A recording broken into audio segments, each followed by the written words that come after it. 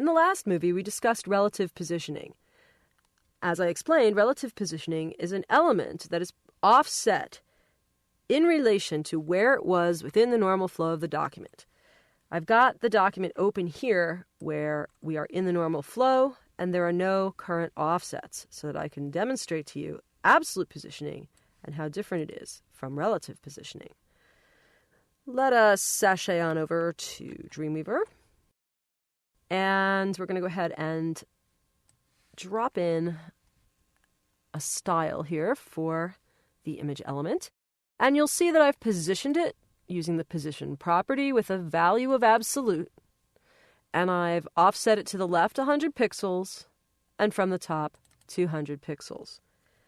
And let's go ahead and save this document and pop on over to the browser where again we see the image element in the normal flow. Let's see what happens when we refresh. Woo! So, you can see something very different happening here than what we saw with relative positioning. In this case, the absolutely positioned element is positioned in relation to the root element. What that means is that there is no other positioning context in this document. In other words, this image doesn't sit within another positioned element. So we have to go up the hierarchy and then understand that the element is being positioned absolutely in relation to the HTML element. So that means that where it's going to appear is going to relate to that element. You'll notice also something interesting in the browser behavior. Unlike relative positioning, which left the gap behind, assuming as if the image was still in its position within the normal flow of the document.